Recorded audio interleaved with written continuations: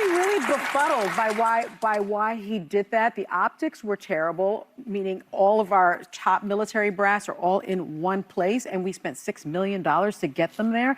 That didn't make a lot of sense to me. It also didn't make a lot of sense to me that he was saying that he was going to toughen physical standards and review the anti-hazing policy by sort of implementing a hazing policy. And then also he said he was going to return to the highest male standard for combat positions because the troops were fat. Yeah. I don't understand how that was supposed to be an uplifting message for our military. Maybe he's referring to Colonel Sanders. Yeah. He's not trying to uplift the military. He's trying to save our country, man. He don't want us to get mollywopped by another country that have fit men ready to go to battle. It's that daggone simple. And just in case you guys don't know, our people have been out of shape for a long time. 70% of active service members are overweight. 70% obese. How safe do you feel right now? They're more likely to die from their next cheeseburger than a bullet from a terrorist gun. We are not serious about national security anymore. And it's evidenced by the decline of the military member who is playing woke games instead of war games. Our recruitment is in the toilet, and we're super fat. And we're super fat, all right? There was just 10 military guys chasing one guy on the bike, and they could not catch him. If you don't know what I'm talking about this right here. Check this out. Get him. Watch out, watch out.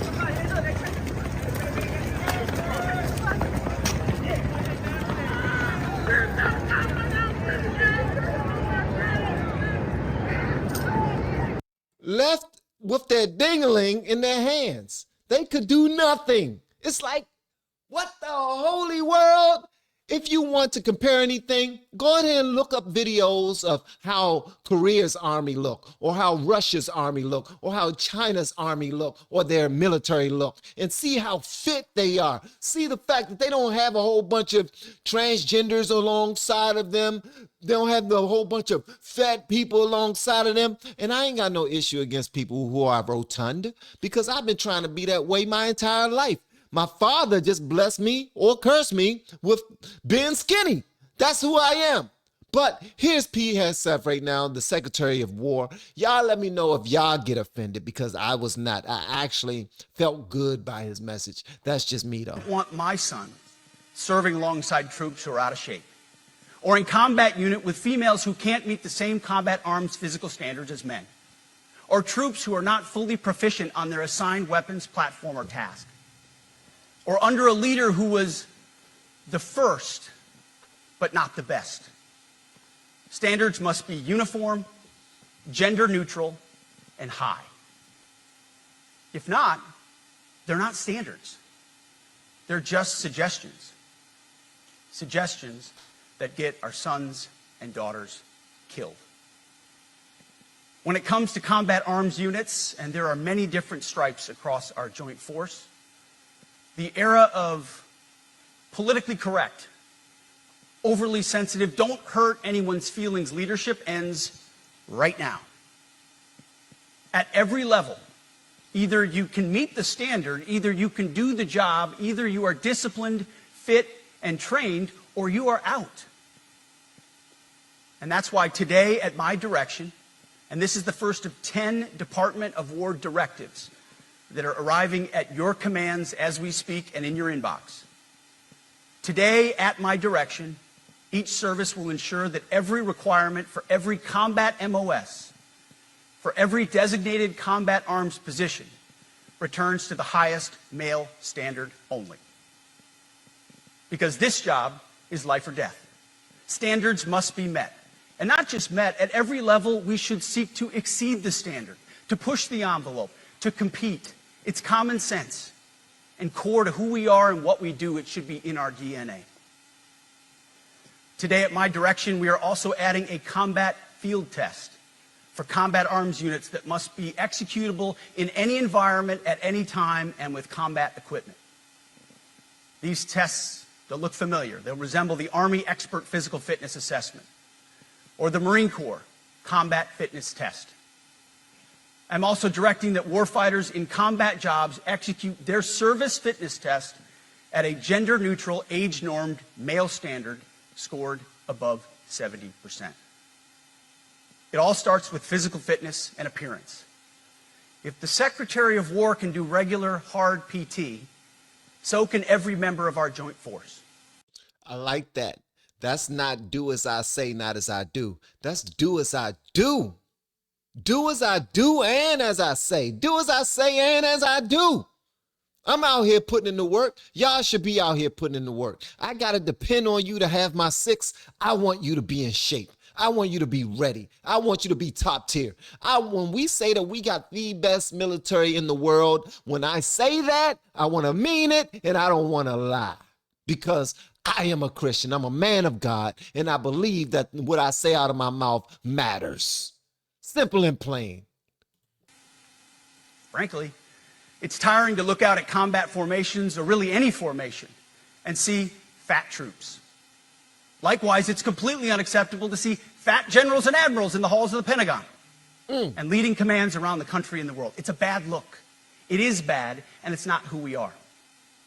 So whether you're an airborne ranger or a chairborne ranger, a brand new private or a 4-star general, you need to meet the height and weight standards and pass your PT test. And as the chairman said, yes, there is no PT test. But today, at my direction, every member of the joint force at every rank is required to take a PT test twice a year, as well as meet height and weight requirements twice a year. Height and weight? Wait a minute. So I'm going to need for somebody to explain this to me. How does the height and weight go? Like, if I'm 5'7" when I enter, does that mean that if I don't reach 5'10"? Or is that is he talking about a height weight ratio? Like if you're 5'10", you should be no bigger than, or you should be no smaller than, something like that. All right. You know, one thing I kick myself in the butt about all the time is not going to the military, because I used to think that it was racist for a black man to be in a white man's army. I used to think it was racist for a black man to proudly hold up the American flag with the red, white, and blue. I used to think it was racist. I used to think I'd be a sellout if I dressed up in some army fatigue for the federal government. I used to think all of that stuff. I don't know. Maybe it was it was Public Enemy. That's what it was. It was Public Enemy. Shout out to P. Hegseth, man. I'm not going to play his whole message, but I'm going to play the rest of this. But just know that this is for the good, man, of the country. Every year of service. Also today, at my direction, every warrior across our joint force is required to do PT every duty day. Should be common sense. I mean, most units do that already, but we're codifying it. And we're not talking like hot yoga and stretching. Real hard PT, either as a unit or as an individual. At every level, from the Joint Chiefs to everyone in this room to the youngest private, leaders set the standard. And so many of you do this already. Active, Guard, and Reserve. I love it. Set the standard, man. You got a lot of people that's behind you, that's believing in you, that look up to you, that want to be just like you, want to get up to your ranking. Set the standard. Don't be all big and out of shape. Also, what does this mean for our commander-in-chief? Does that mean that he got to get his old tail back in the gym start? Because listen, he's up there in age. He's up there in age, and I'm sure that he's not going to be held to any type of physical standard. But we need to bring that up, because we want him to be healthy too. This is a do as I say and as I do type of situation. When my kids used to be younger and I used to get them up to ride their bikes at 5 o'clock in the morning to the park for them to work out, and they were real young, but I wanted to make it fun. But I also wanted to let them know that discipline is something that you have to earn. You have to build up discipline. You have to want to get your hands dirty. When they got older, it resonated. When they was playing their sports, it resonated. When they was in tough times, it resonated. It came, like, when you see them now, you will understand that it was because of how they were brought up that they are the way that they are. But when they was out there riding their bikes from the house to the park, whether it was raining or it was sunshine outside, I was running, because I wanted them to to feel like they had an advantage over me. And at first, when they're going down the hill, they laughing at daddy. They laughing. But when we coming back up, they mad and they sulking and they, why we got to do this all the time? They only would say that to themselves, though. They wouldn't say that to me. But I was running and they were on the bike. All I was trying to teach them is that you gotta work hard if you want to build some type of standard for yourself. You gotta set the standard for yourself. Don't let me do it. You gotta do it. You gotta want to work hard so that when you have to work hard, it's not hard work. It's something that you're ready to do. It's something that you're already, familiar with. You know what I mean? You're not foreign to working hard or getting any calluses on your hands. That's not difficult for you. So let's get it in. And guess what? When they got older, each one of them, not one, I can't, JoJo, this boy, man, he decides, you know what? This is my month to drop 20 pounds. That's what I'm going to do. And he's running. He's outside, jumping rope. He's working out. He's playing ball. He's active. Van Jr. runs and walks every single day. Gravy goes to the gym every single day. Naya and her husband, they work out every single day. Okay? And that's how it's supposed to be, man.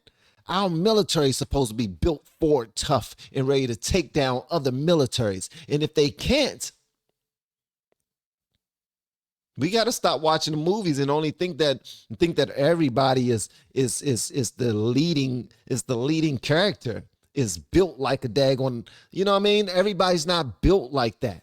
So shout out to P. Hegseth for forcing them to be built like that. He's not hazing View. The ladies on The View said he's hazing. He's not hazing them. He's setting a standard. And he's not trying to uplift them and make them feel good. No, he's letting them know what's required of them. They are ready. They are soldiers. They are warriors. How he addressed them. You address warriors as warriors. Period. You let them know what's expected of them. Period. And you hold them to it. All right? So shout out to this brother, man. I don't know what's going on inside the military full on. Y'all already know I'm new to politics. But what I see, I ain't got no issues with. I don't. I do know that a lot of people have been laid off for their positions. I don't know too much about them. I'm reading about it. I'm doing my research for it, trying to find out as much as I possibly can. But so far, so good. I don't have any issues. This is our military. I want them to be strong. How do you feel about this? Y'all let me know whatever y'all want me to know in the comments. Brutal honesty only, please. Brutal honesty only. Love y'all, man. I'll see y'all in the next one. Hold on 1 second. All right. We have been helping people grow online. It has been absolutely amazing. We have helped many content creators get from zero to monetization in under 30 days. We even have a couple of these superstars who did it in 1 or 2 weeks. If you want to learn how to do YouTube, I don't care your age. I don't care what skills or talents you have. Trust me, I can help you do it effortlessly. Just reach out to me with the word coach and we can get it done. One more thing. We have a YouTube course that I just now created. I'm extremely proud of, and a lot of people are getting so much from. Purchase that course and work with us. You can join our private Facebook group and our daily group calls, which is 3 to 5 days per week, and you can learn so much more than you've ever learned before. I can't wait to hear from you. Love you. Peace.